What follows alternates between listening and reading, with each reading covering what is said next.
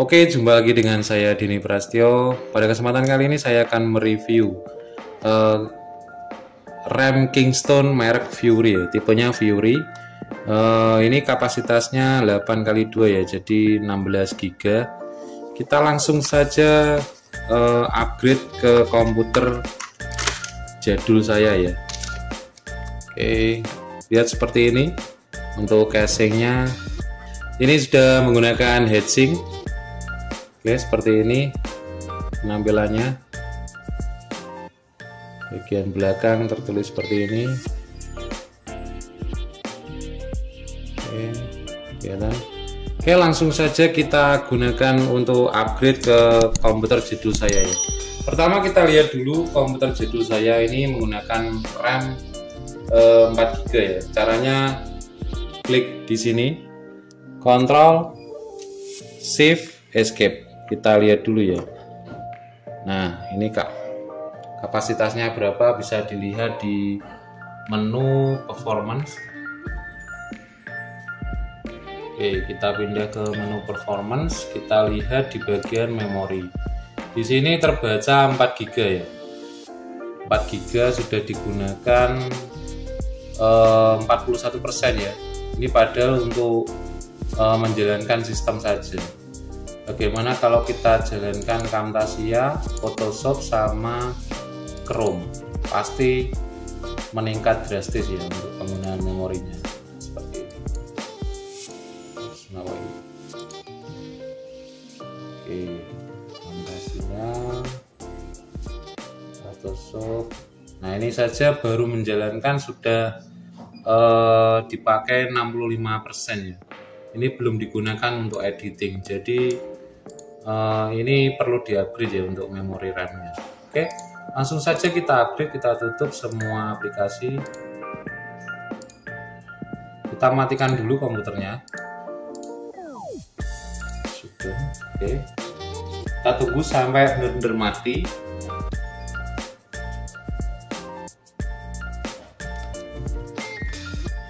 Shutdown anyway.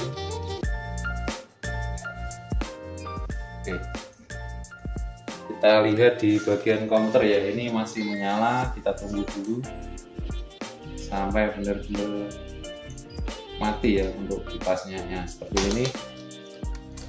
Kita geser komputernya biar mudah untuk penggantiannya ya.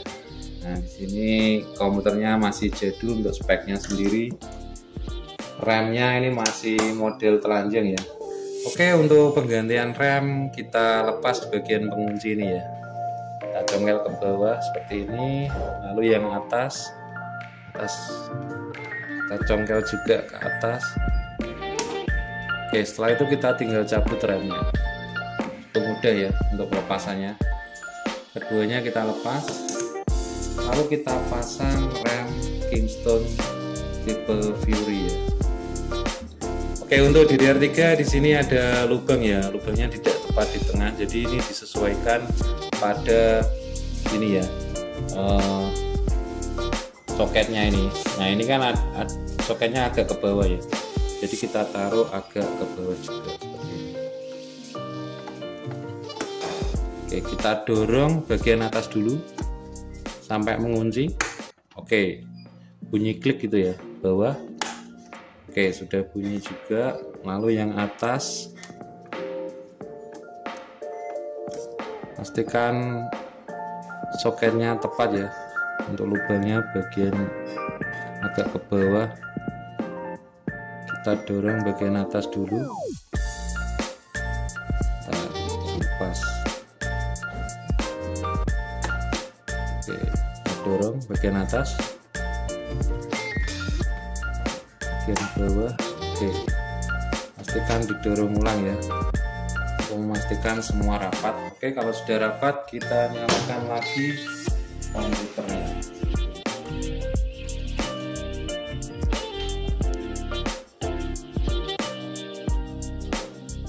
Oke, kita nyalakan, kita tunggu sampai nyala, lalu kita cek nanti apakah upgrade RAM-nya berhasil.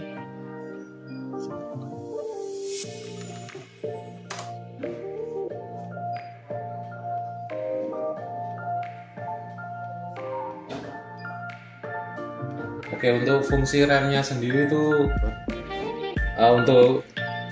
untuk multitasking itu yang digunakan adalah RAM. Jadi kalau kita semakin banyak membuka aplikasi itu kita membutuhkan RAM semakin besar. Oke, langsung saja kita cek ya. Untuk pengecekan RAM-nya apakah sudah berhasil, kita tinggal tekan tombol di keyboard di sini ya. Tombol Ctrl, Shift, sama Escape bersamaan. Nah, kalau sudah muncul seperti ini, kita tinggal geser ke menu performance lagi. Sini kita arahkan ke memori dan di sini sudah terbaca 16 GB DDR3. Oke, upgrade memori sudah berhasil ya. Kita tinggal tes ya. Tadi untuk membuka Chrome, Photoshop, sama Camtasia. Ntar ini Photoshopnya bermasalah ya. Tadi Photoshopnya tidak berhasil dibuka. Jadi kita coba dua aplikasi ini aja ya. Oke, sekarang cuma jalan 20%. Mantap sekali ya. Untuk editing YouTube kita memang memerlukan minimal 16 GB ya, supaya kita waktu editing itu lebih ringan. Jadi kalau 4 GB itu sering blue screen gitu. Misalnya kita mau editing 2 video sekaligus, pasti akan terjadi masalah seperti itu. Ya, bisa. Oke, di sini kita coba untuk membuka file video yang double ya. Coba kita buka dulu filenya. Jadi kemarin waktu memakai RAM 4 GB itu untuk editing 2 video sekaligus langsung blue screen dari sini. Langsung blue screen, jadi tidak kuat untuk menampilkan preview di Camtasia ya. Sekarang kita coba masukkan di sini videonya.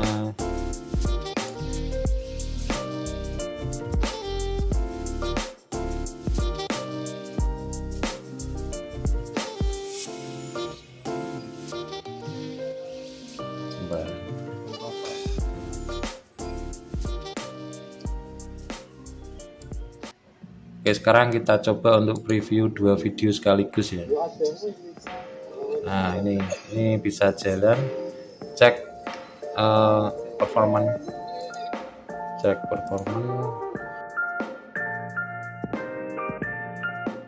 performanya, kita lihat ini 2 video dijalankan secara bersamaan di Camtasia. Dia cuma memakan resource 33% seperti itu. Jadi sudah berhasil ini ya untuk upgrade memorinya. Oke, saya kira sekian dulu. Bila ada pertanyaan silahkan tulis di kolom komentar. Jika kalian suka, klik like dan jangan lupa subscribe video saya. Terima kasih.